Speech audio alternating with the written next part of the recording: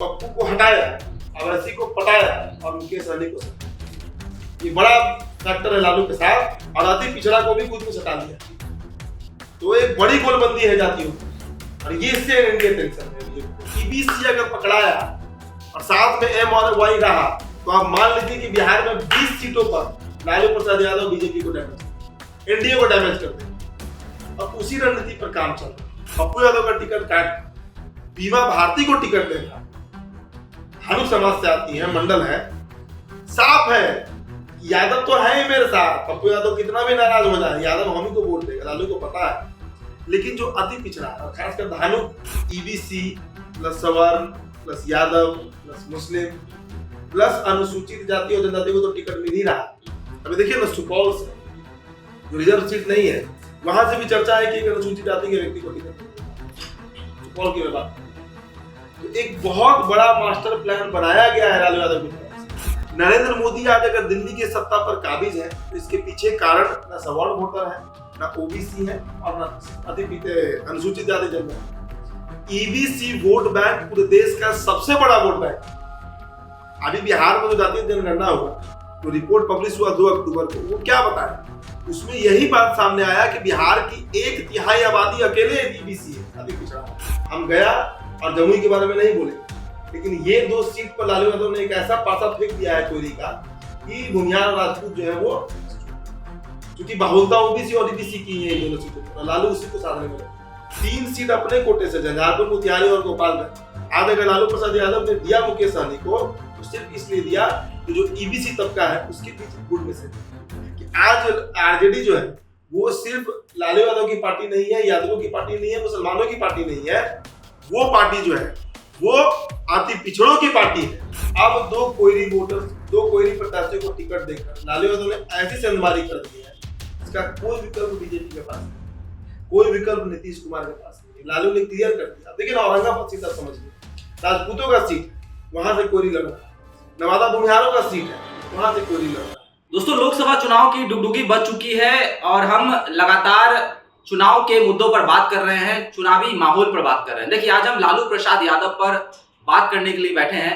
लालू प्रसाद यादव की पार्टी राजद, अगर टिकट बंटवारे की बात की जाए तो राजद ने एमवाई को छोड़कर ज्यादा तवज्जो कुशवाहा को दी है, खासकर पिछड़ी जातियों को दी है।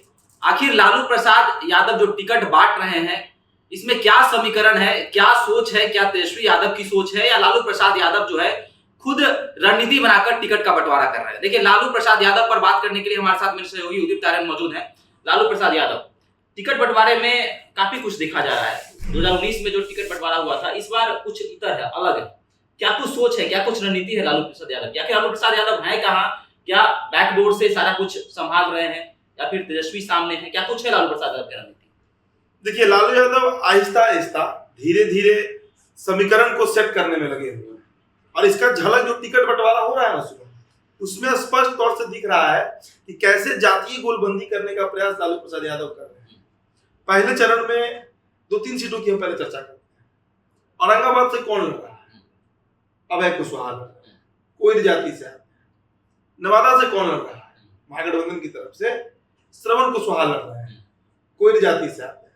जमुई तो खैर रिजर्व सीट है, अर्चना रविदास लड़ रही है। इससे आप गया भी रिजर्व सीट है, कुमार सर्वजीत लड़ रहे हैं महागठबंधन के सिंबल पर। इससे आप इस बात का अंदाजा लगा सकते हैं कि लालू प्रसाद यादव पॉलिटिकली बहुत एक्टिव, सशरीर वो आज तेजस्वी यादव के साथ खड़े हैं टिकट बंटवारे को लेकर। इतना तगड़ा सेटिंग है लालू यादव का, आप समझिए। देखिए, माई समीकरण के लिए आरजेडी जानी जाती है। कहा जाता है कि मुस्लिम और यादव लालू के साथ थे, हैं और रहेंगे, जब तक लालू है तब तक। अब इसके साथ एक बाप का कॉम्बिनेशन लाया गया, इसमें बैकवर्ड, अति पिछड़ा और जाति का जिक्र नहीं किया गया है। उसमें वैसे लोगों का जिक्र किया गया है जो वंचित है, जो शोषित है। उसमें सवर्ण जाति के लोग भी इंक्लूडेड है, सम्मिलित। ये समीकरण भी साधने का प्रयास तेजस्वी यादव कर रहे हैं, और तेजस्वी यादव को ये जो बुद्धि है ना, ये लालू प्रसाद यादव से मिला। अब लालू यादव को पता है कि बिहार में मुस्लिम और यादव उनके साथ हैं, उसमें बहुत ज्यादा हाथ पैर मारने की जरूरत नहीं है। और खासकर तब से जब से अवैसी पीछे हटे हैं, जो AIMIM है, उसने जो घोषणा किया कि बिहार के 16 सीटों पर नहीं, हम एक ही सीट पर चुनाव लड़ेंगे और वो सीट किशनगंज का हो। तब से लालू यादव और रिलैक्स हो गए हैं, क्योंकि अब मुस्लिम कहाँ जाएगा, या तो कांग्रेस को देगा या आरजेडी को देगा या आवाम को देगा, मतलब महागठबंधन के प्रत्याशी को नहीं देगा। यादव कहीं जाने वाला है नहीं सुबह।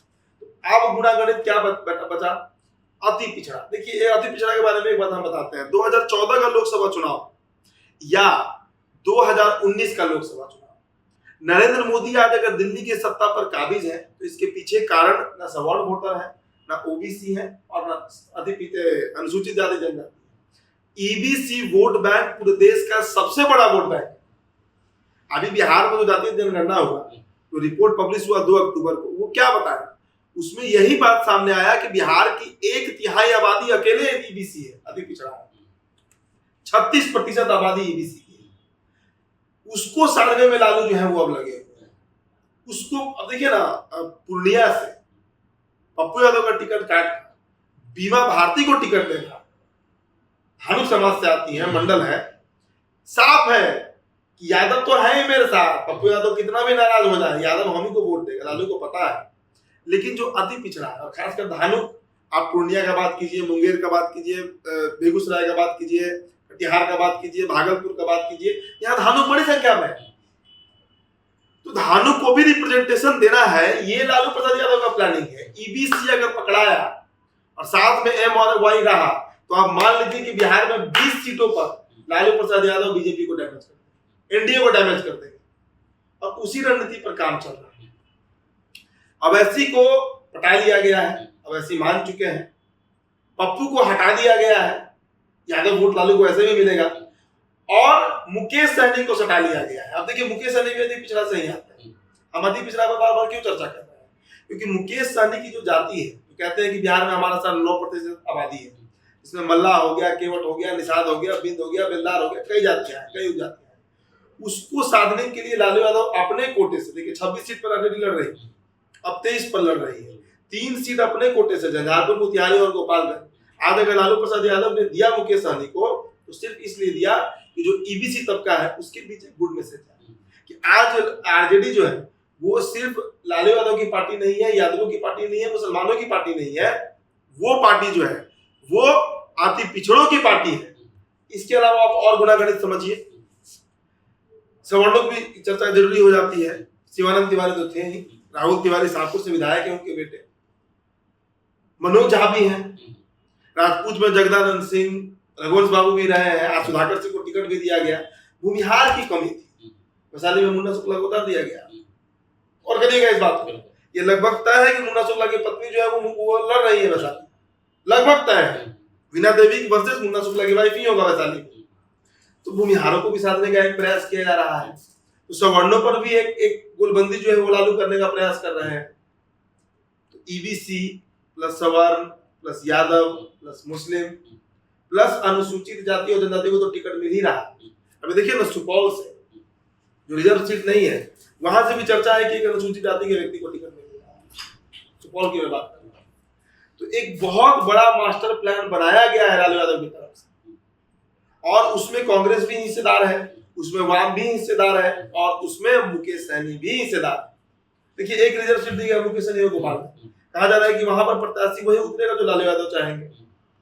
मोतिहारी में आकाश सिंह लड़ रहे हैं, देखो फिर उमिया को टिकट दिया गया। तो लालू यादव की जो पूरी रणनीति है जातीय गोलबंदी की, वो अगर काम कर गया तो एनडीए को बड़ा नुकसान दे जाएगी, ये पक्का तौर पर। सवाल फिर ये भी उठेगा कि लालू प्रसाद यादव जो है वो लगातार ईबीसी वोटरों को टारगेट कर रहे हैं, ईबीसी वोटरों की गोलबंदी कर रहे हैं, तो एनडीए कहाँ है? एनडीए जो लालू प्रसाद यादव के जो कोर वोटर है एमवाई, तो एनडीए क्यों नहीं है मुस्लिम यादवों को टारगेट करिए? क्या एनडीए समझ चुकी है कि ये वोटर जो है लालू प्रसाद यादव के हैं, तो उसको छोड़ ही दो?